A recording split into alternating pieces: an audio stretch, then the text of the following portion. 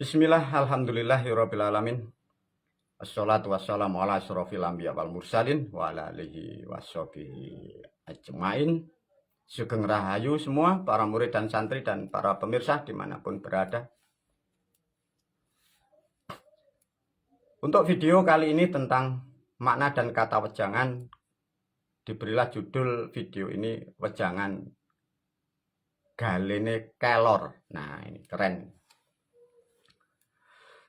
Semoga video ini pun juga tidak terganggu oleh para leluhur ya. Nyun sewu Mbah buyut-buyut. Tak ngulangi murid-murid, tak ngulangi putu-putu, biar tidak keliru tentang sejarahnya. Agar tahu sejarah leluhurnya, sejarah moyangnya. Sesungguhnya leluhur kita, leluhur kalian semua adalah the bestnya dunia. Ayo para murid dan santri masuk wejangan nomor 2. Diulas kembali tentang makna wejangan.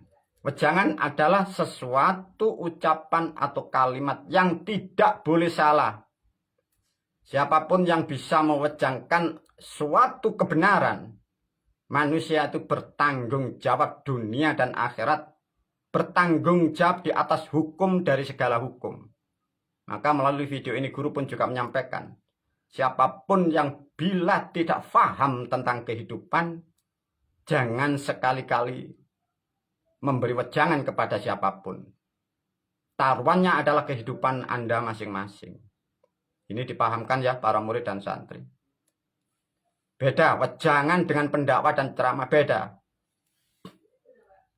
Penceramah bisa disebut sekarang adalah orang jualan, orang yang mencari sesuatu, mencari kepentingan.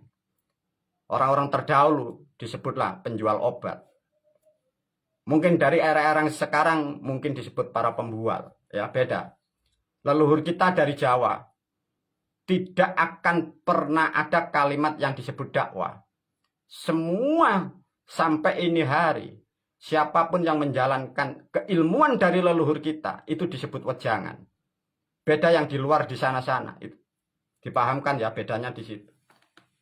Bersyukurlah para pemirsa yang sempat memahami, mendengar, dan melihat wejangan dari video ini. Semoga betul-betul memberi pemahaman yang baru tentang kehidupan, tentang sejarah-sejarah yang hilang dan sudah terkupas kembali. Sesuai dengan video ini dengan judul Galene Kelor. Nah coba. Sulitnya bukan dimain. Para murid dan santri mungkin pada tahun ini masih mendengar atau juga pernah melihat ada namanya tanaman atau tumbuhan kelor. Nah, pernah dengar tidak para murid, santri, dan pemirsa?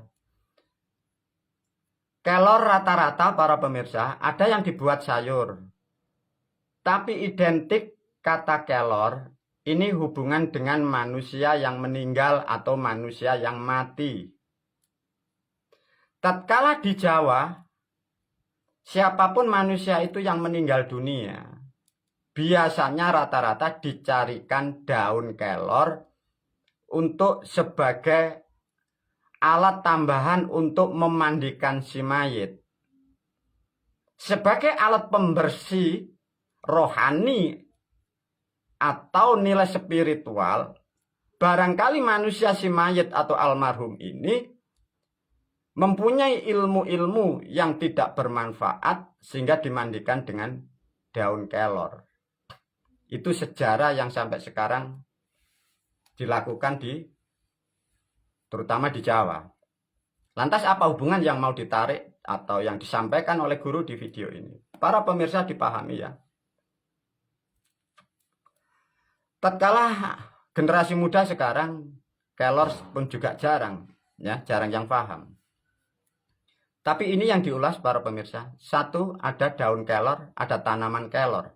Dari wejangan leluhur kita, pertanyaannya, golek ono galene kelor. Arane opo? Nah itu coba. Di situ apa hikmahnya para pemirsa? Pahami ya. Dari wejangan seperti ini, golek ono galene kelor. Kira-kira jadi ilmu apa di dunia? Di dalam aktivitas manusia, di dalam nilai-nilai agama, jadi ilmu apa? Wejangannya hanya sederhana para pemirsa. Golek ono galene kelor. Galene kelor arane apa?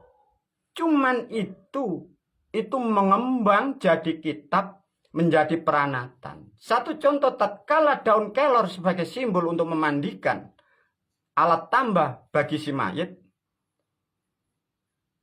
lihatlah, kita yang di Jawa, umat Islam yang di Jawa, memakai cara itu tidak dengan daun kelor, memakai. Apakah itu bid'ah? Lantas cara mengubur si mayit di Jawa, yang beragama Islam seperti kita, pernahkah para pemirsa berpikir atau mengetahui atau menggali siapa yang menyusun, siapa yang membuat? Apakah cara menguburkan si mayit itu perintah atau pendidikan dari langit?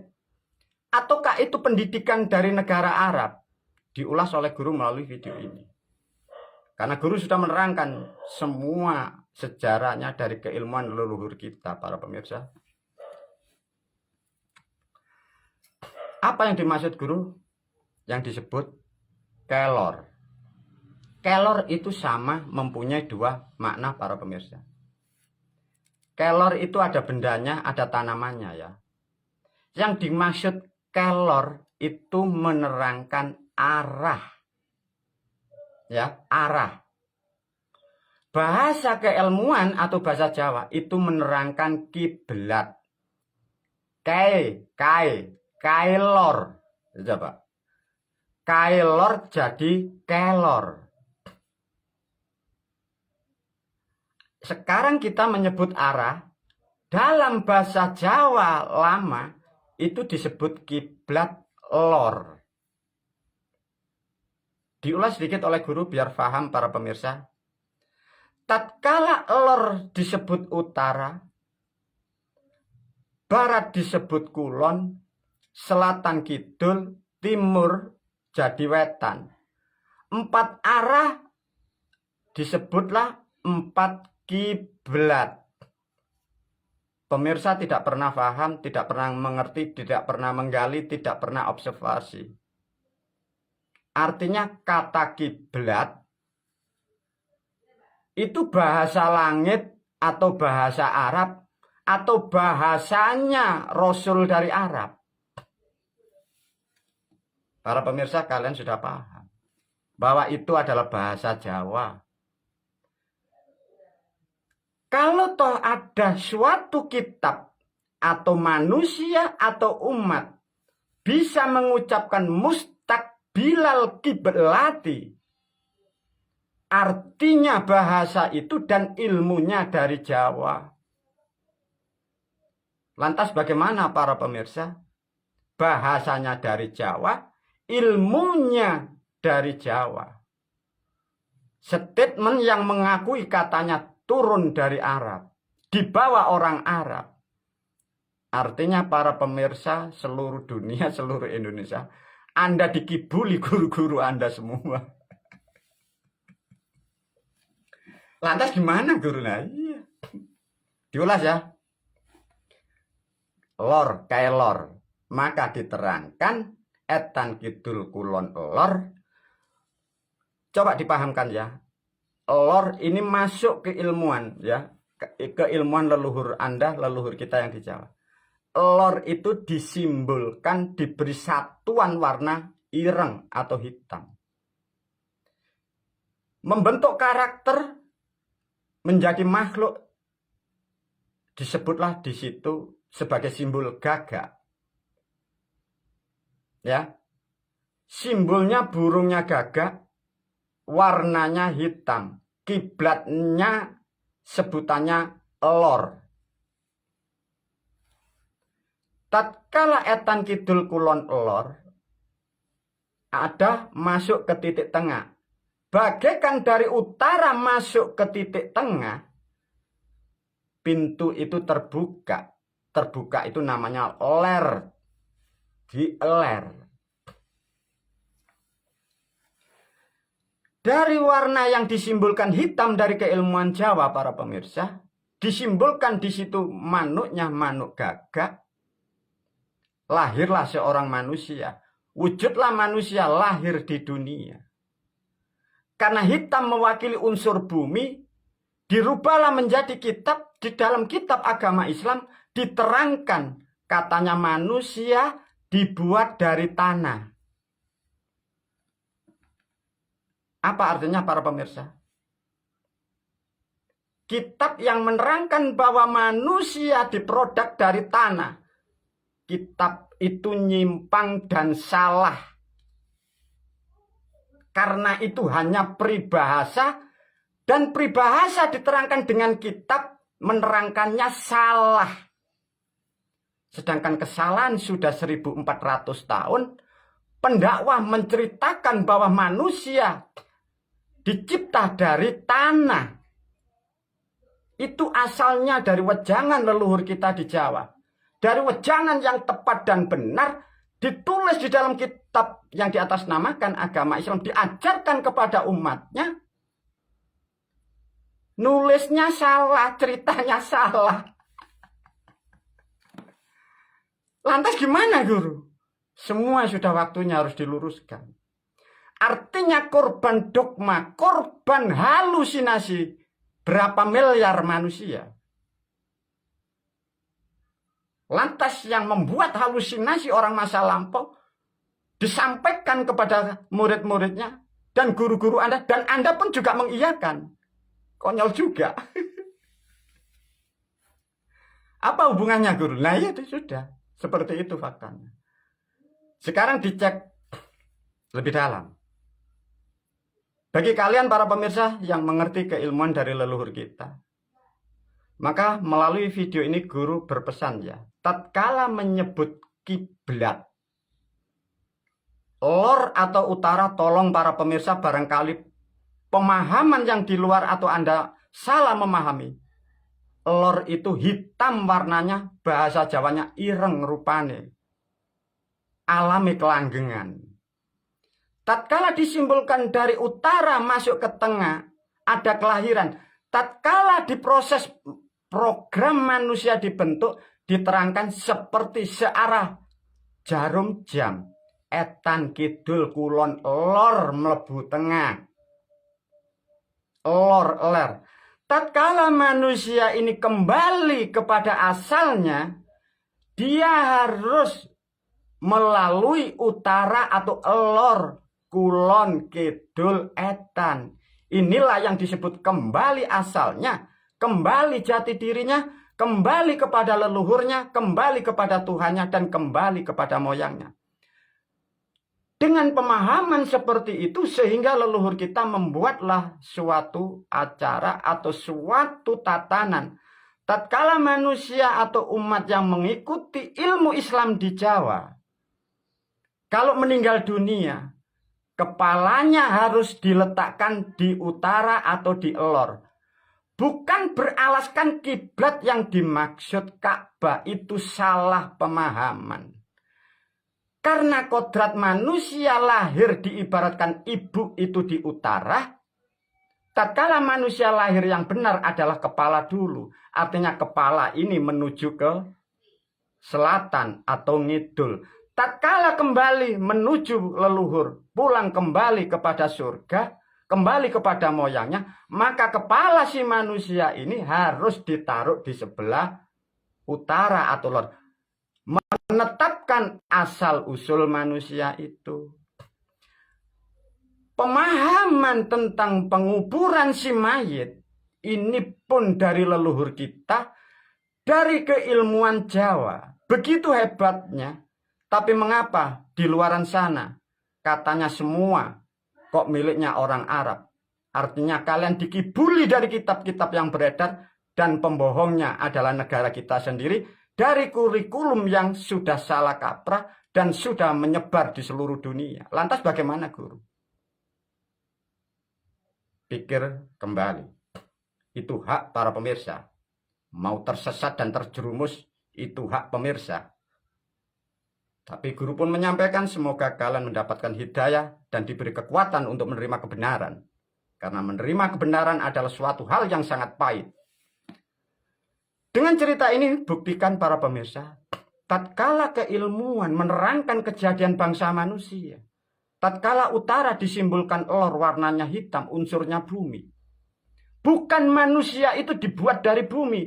Manusia itu bukan dibuat dari tanah. Kitab itu adalah kitab hoak.